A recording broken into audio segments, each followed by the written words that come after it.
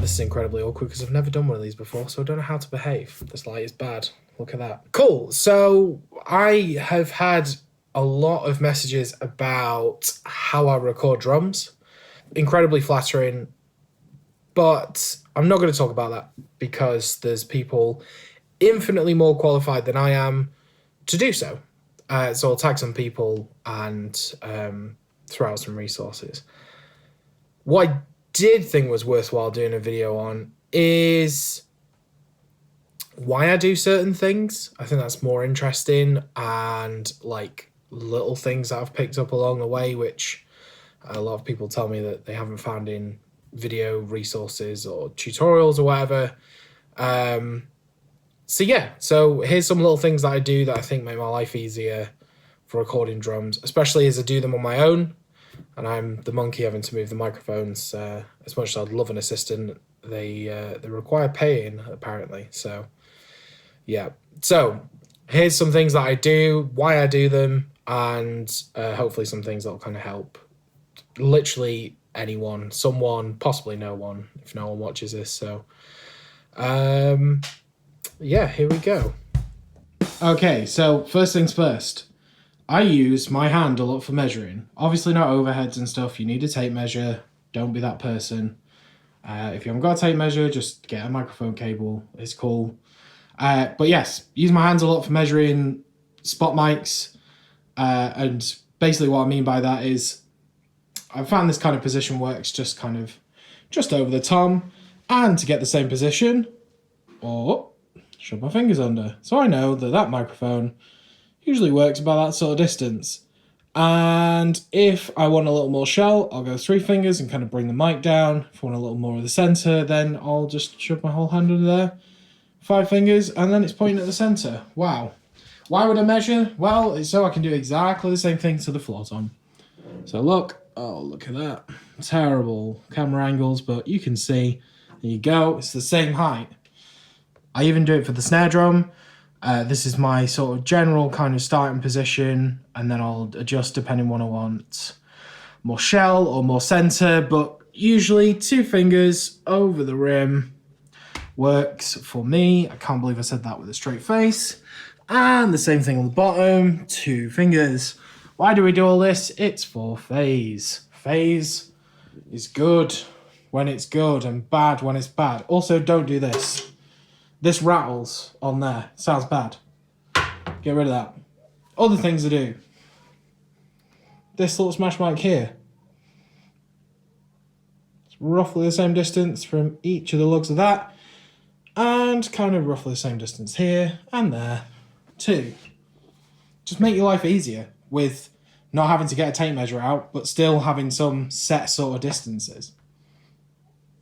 Hands, good.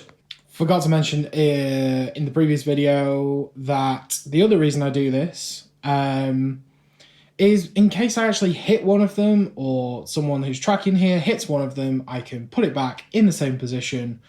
No worries, because I can always measure to where it was, and it's going to be close enough for onions, and it's not let me down so far. So yes, good for phase, good for just kind of replacing them in the same places. Yeah, onwards. More things why I do. That made no sense, but we're going with it. My overheads, if you notice, don't come in horizontally across the kit. That's because I prefer to divide the kit this way, which is something George Massenberg does, and it was actually shown to me by my friend and wonderful recorder of all things, James Yates.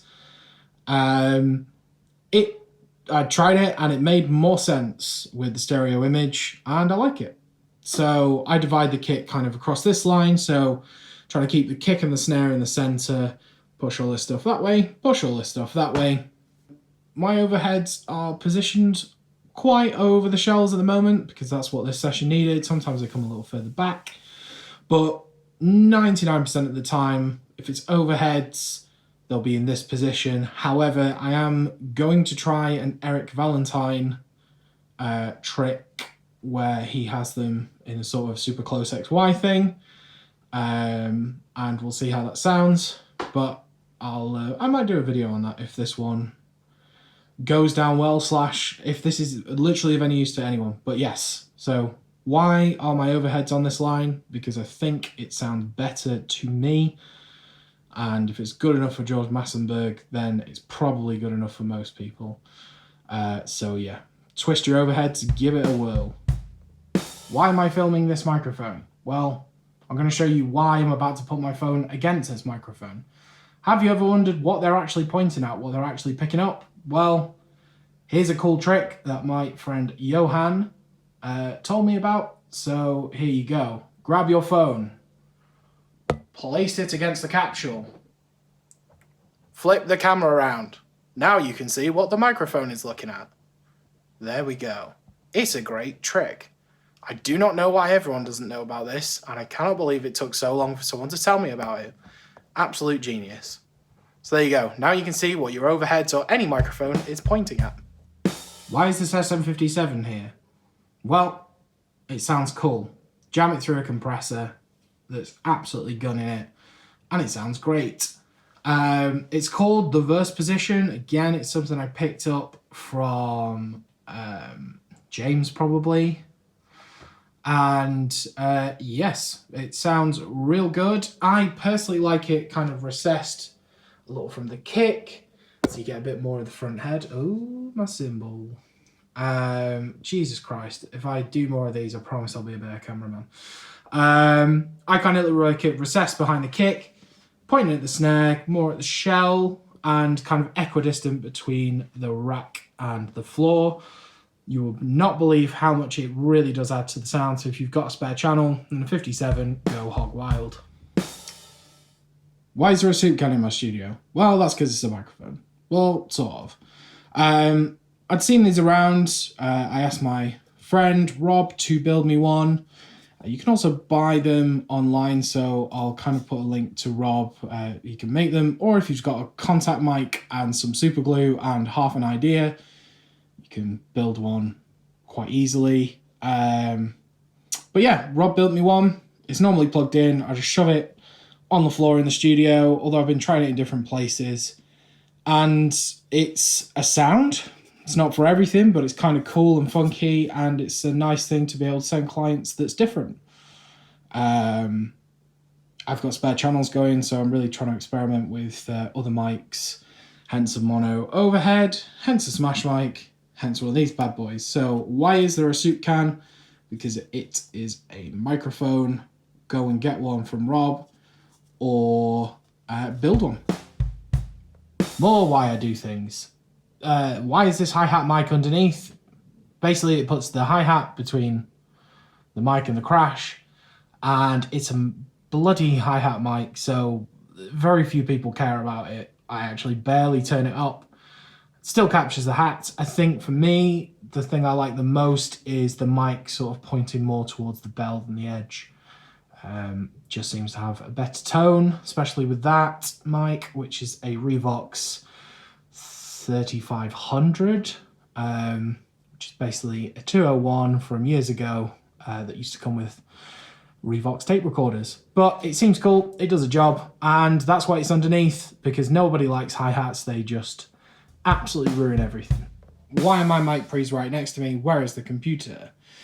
My mic pre's are right next to me because it is bloody annoying to get up and walk across the room to change anything. You want to change the gain, you got to get up, you got to walk across the room. I'm lazy, so I just have my mic pre's next to me on this rolling rack. Jesus Christ, look at all those cables down there. That's terrible. I need to work something out for this.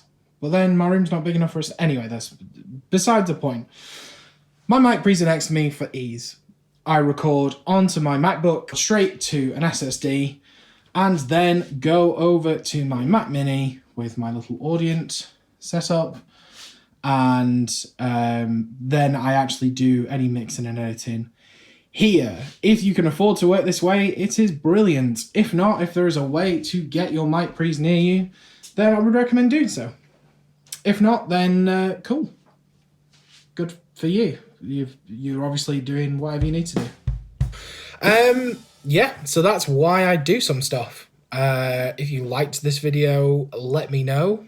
and I'll try and do more things. If you have any questions, let me know.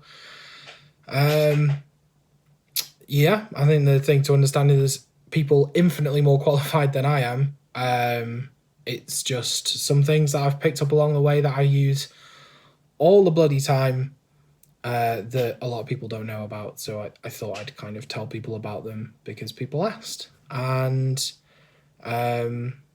yeah, I'll post a load of resources and stuff that I use that change the way I do things, and people I think are great, people who know stuff. And I'll also link Rob, who builds those Supercam mics. So yeah, thanks.